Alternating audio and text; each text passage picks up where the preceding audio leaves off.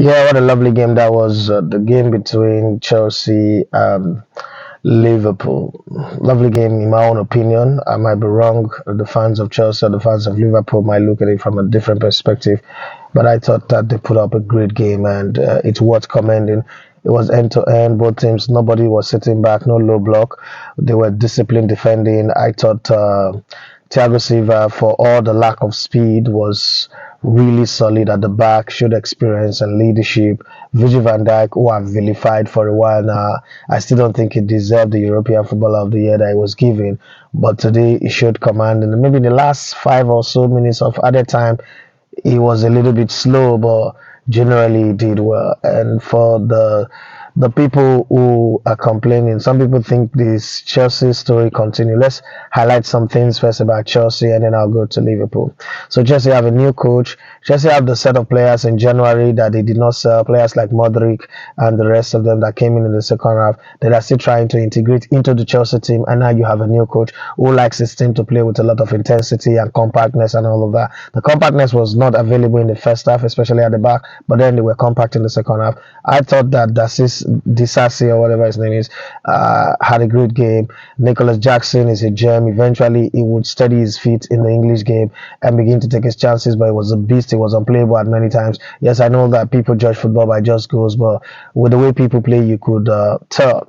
You could compare Nicholas Jackson and Nicholas Pepe back, when I was signed for Arsenal. You see this one, you know that this is not a player you can sleep on the ball with when he's pressing you. You have to be in a hurry. You have to think fast. You have to release the ball because if he catches you with the ball, it's going to be a problem. And I also think that Raheem Stanley's game rose a bit. I mean, he's one player that I've never rated well. The one thing he's done is he's helped every club that got him. I mean, Liverpool bought him for £800,000 from Gillingham or whatever they got him from and sold him for 45 million. Then Man City sold him as well. So everybody who's got him have made money off him, but I don't think he's really played to the hype that he's giving. But that's a topic for another day. Let's focus on this game again.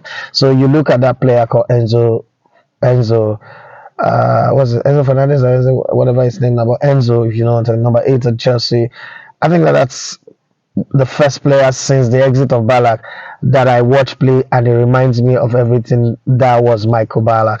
And it's not a Frank Lampard. It doesn't arrive the boss like Frank Lampard. The number might be the same. It doesn't arrive the boss like Frank Lampard. It doesn't shoot like Frank Lampard. But it seems like, they say that octopus have many hands. It seems like Enzo Fernandez have got many eyes. He sees everywhere. He knows where to take the pass. And if you want to play dirty, he can play dirty. If you want to play clean, he can play clean.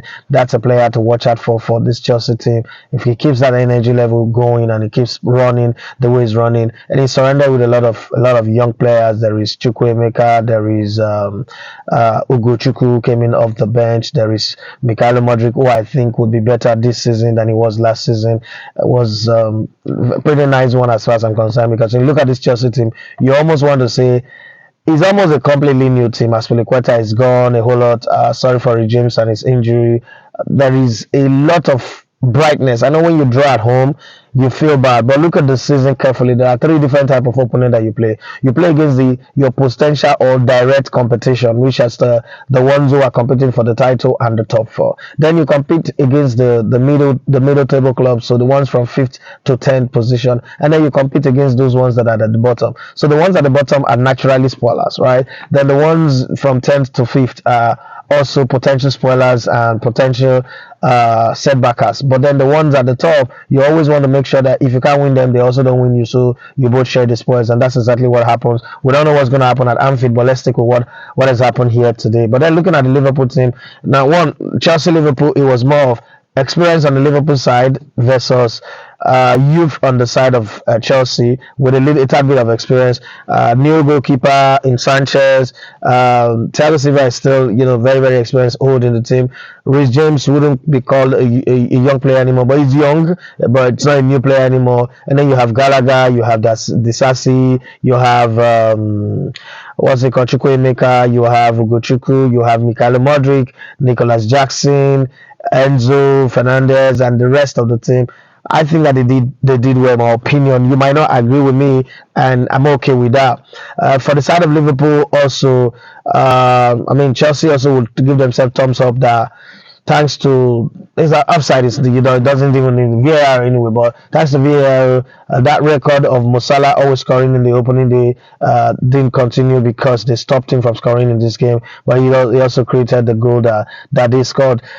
Overall, Liverpool also played well.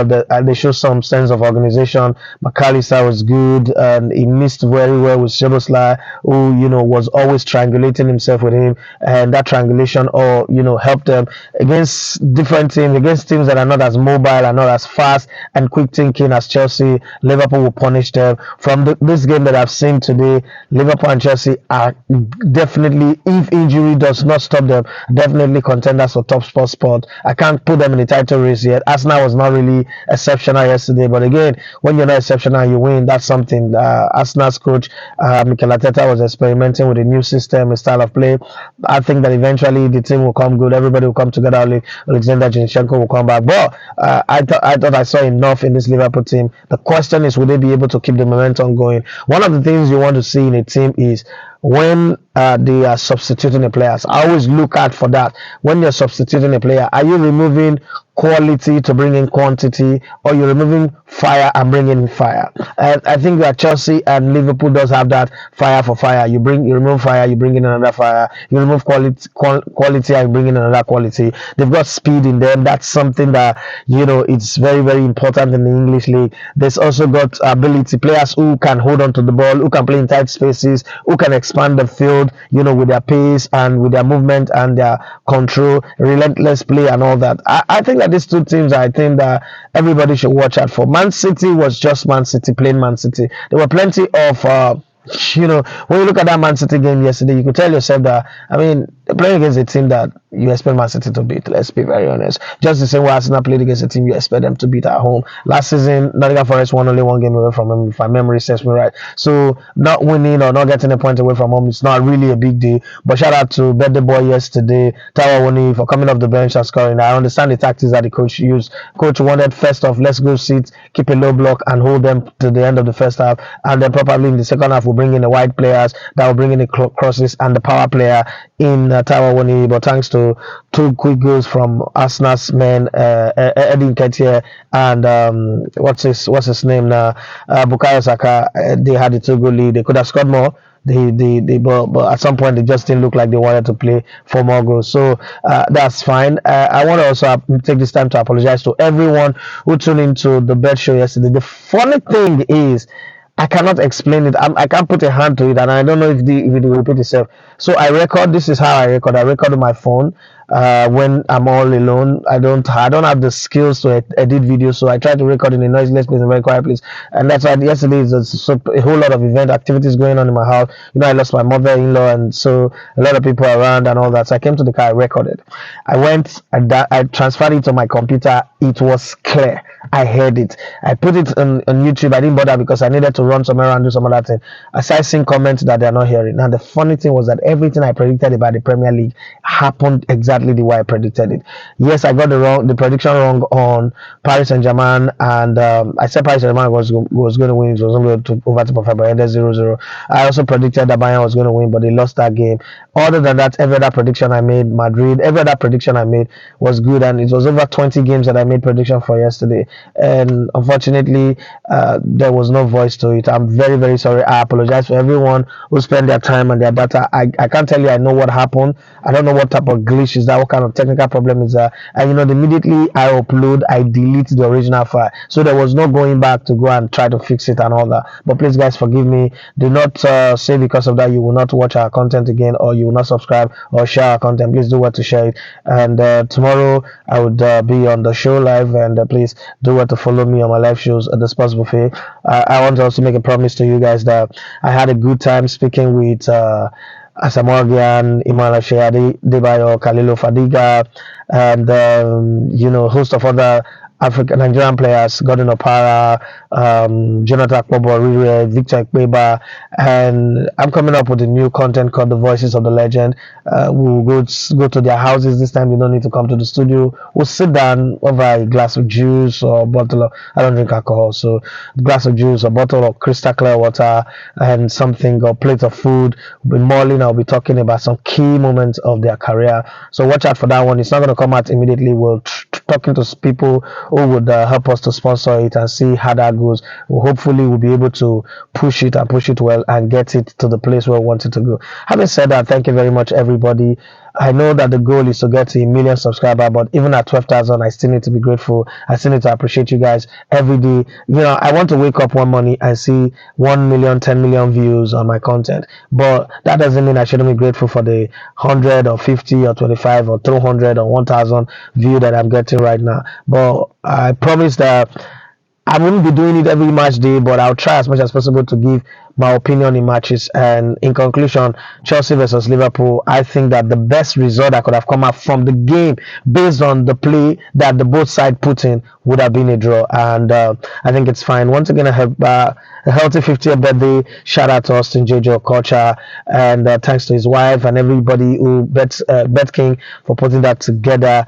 Massive shout out to them. It was nice. I had fun to even get an invite to come around and do commentaries and do some talk and mix up with legends like that. It was great. And Emmanuel Sheyadebayo, Asamoah Gyan, Khalilo Fadiga, Okocha's elder brother Ima Okocha, and the rest of the team. You guys are fantastic people. Thank you very much, the Elevator TV Sports Nation. I really appreciate you people as well. Let's do this again. Tomorrow I'll talk to you about Manchester United after their match, and I'll keep doing this. That's what I've promised people, so I should be giving my take on this, and so I'll keep giving my take. Don't forget, my name is Edafi Matthias. You're going to love to come in the Liverpool Sports. Have a wonderful evening.